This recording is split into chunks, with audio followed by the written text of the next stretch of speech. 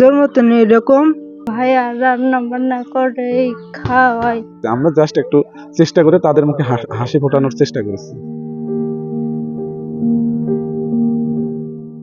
জামালপুরের মাদারগঞ্জ উপজেলার মোমেনাবাদ গ্রাম, চারপাশে সবুজ আর শান্ত পরিবেশ। কিন্তু এই গ্রামের একটি ছোট্ট টিনের ঘরের ভেতরে লুকিয়ে আছে এক পরিবারের অসহনীয় কষ্টের গল্প, যেখানে প্রতিটি দিন শুরু হয় অনিশ্চয়তায় আর শেষ হয় বেঁচে থাকার কঠিন সংগ্রামে।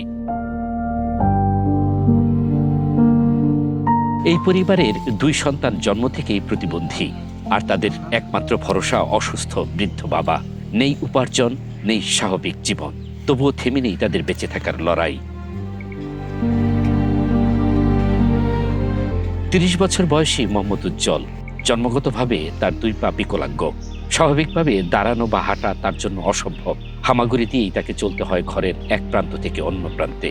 কিন্তু নিজের অসহায়ত্বের কাছে হার মানেননি তিনি। পরিবারের দায়িত্ব কাঁধে তুলে নিয়ে বুক ভরা কষ্ট নিয়ে হামাগুড়ি দিয়ে পৌঁছে যান রান্নাঘরে।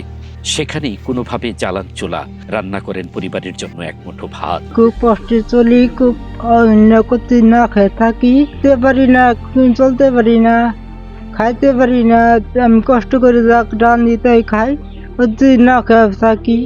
যদি কেউ যদি এরকম তো চিকিৎসা করতো, ভালোভাবে চলতে পারতাম। উজ্জ্বলের বড় বোন জুলেখা ৩৫ বছর বয়স। তিনিও জন্ম থেকেই প্রতিবন্ধী। শরীর সবসময় কাঁপে, হাত পায়ে নেই প্রয়োজনীয় শক্তি। স্বাভাবিক জীবনের স্বপ্ন দেখার সুযোগও হয়নি তার। প্রয়োজন চিকিৎসা, প্রয়োজন নিয়মিত সেবা, কিন্তু অর্থের অভাবে সবকিছুই যেন অধরা।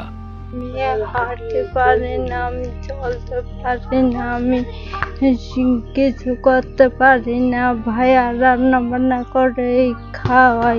আর কিছু চিকিৎসা করার দরকার। রোগ স্যালারি নাই তো, রক্ত নাই, রক্ত সমস্যা। এই দুই অসহায় সন্তানের একমাত্র অভিভাবক ৬৫ বছর বয়সী জিয়ার উদ্দিন। উচ্চ রক্তচাপ সহ বার্ধক্যজনিত নানা রোগে আক্রান্ত তিনি নিজেই অসুস্থ। প্রায় ১০ বছর আগে স্ত্রী মারা যাওয়ার পর থেকে তার কাঁধেই পড়ে পুরো সংসারের দায়িত্ব। কিন্তু শারীরিক অসুস্থতা আর অভাবের নির্মম বাস্তবতা তাকে করে তুলেছে অসহায়। পুরা মা কথা মারা গেছে, পুরা রান্নাবাড়ি করা সব টাকা পয়সা হারাবে, বিভিন্ন ধরনের অসুবিধা কয়রকম আর প্রতিবন্ধী সুরক্ষানি অসুবিধা, পুরা মাওলা মারা গেছে। এ ঘরে অভাব যেন স্থায়ী অতিথি। অনেকদিন চুলায় আগুন জ্বলে না, ওষুধ কেনার সামর্থ্য নেই, কখনো কখনো না খেয়েই কাটাতে হয় পুরো দিন। তবে সম্প্রতি এই পরিবারের করুণ বাস্তবতা সামাজিক যোগাযোগ মাধ্যমে তুলে ধরেন স্বেচ্ছাসেবক মামুন বিশ্বাস। মানবিক এই আহ্বানে সাড়া দেন বিভিন্ন শ্রেণী পেশার মানুষ। এরই ধারাবাহিকতায় সিরাজগঞ্জ থেকে এসে মামুন বিশ্বাস নিজ হাতে তুলে দেন নগদ ১,০৩,০০০ টাকা এবং প্রায় ২৮,০০০ টাকার খাদ্য সামগ্রী। শুধু তাই নয়, প্রতি মাসে ৬,০০০ টাকা করে সহায়তা দেওয়ার প্রতিশ্রুতিও দিয়েছেন স্বেচ্ছাসেবকরা। দুটো বাচ্চা চলাফেরা করতে পারে না, তার বাবা অসুস্থ, তারপরে রান্না করে একবেলা রান্না করে ৩ বেলা খাওয়াতো। ভাত আকার থেকে যে ১৬০০ টাকা আসতো, ওটাই তাদের আয়ের মাধ্যম ছিল। এই মানবিক তার যে কষ্টটা, সেটা আমাদের এখানকার স্থানীয় জাকির ভাই জানার পর আমাদের জানা, এবং আমরা বিস্তারিত তথ্য ভিডিও নিয়ে পোস্ট করলে খুব দ্রুতই ১,৩১,০০০ টাকার ব্যবস্থা হয়। পাশাপাশি ওনারা প্রতি মাসে ৬,০০০ করে টাকা পাবে। আজকে আমরা কিন্তু তাদের পোশাক, খাবার, মাছ, মাংস যা যা লাগে, মিনিমাম আমাদের ৪-৬ বছর চাউল আছে, ৪ থেকে ৫ মাসে খাবার কিন্তু আমরা দিয়ে গেছি, এবং ১,০৩,০০০ টাকা নগদ দিয়ে গেছি।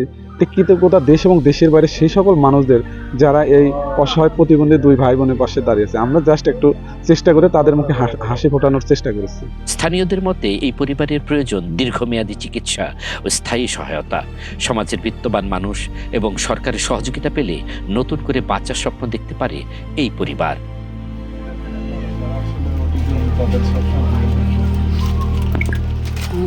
দীর্ঘদিন যাবৎ দেখতেছি খুব মানবেতর জীবনযাপন করতেছে।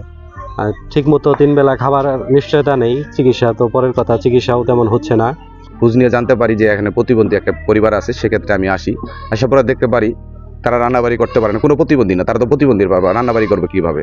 মাঝে মধ্যে না খেয়েও থাকে, কারণ তাদের তো টাকা নাই। সেই একজন ভূমিহীন, ঘরটা ছাড়া তাদের কিছুই নাই। সেটা বিস্তারিত জানার পরে আমি তো নিজেই চোখের পানি ধরে রাখতে পারলাম না। আমরা কিন্তু মাসে মাসে খবর নেব যে আপনি টাকাটা এ শুধু একটি পরিবারের গল্প নয়, এটি আমাদের সমাজের এক নির্মম বাস্তবতা, যেখানে প্রতিবন্ধকতা আর দারিদ্র্যের সঙ্গে প্রতিনিয়ত লড়াই করে বেঁচে থাকতে হয় অসংখ্য মানুষকে। তবে একটু সহানুভূতি, একটু মানবিক সহায়তাই বদলে দিতে পারে তাদের জীবন, কারণ মানবিকতার হাতই পারে অন্ধকার ভেদ করে নতুন আলোর পথ দেখাতে। আল মাসুদ নয়ন, নাগরিক প্রতিদিন।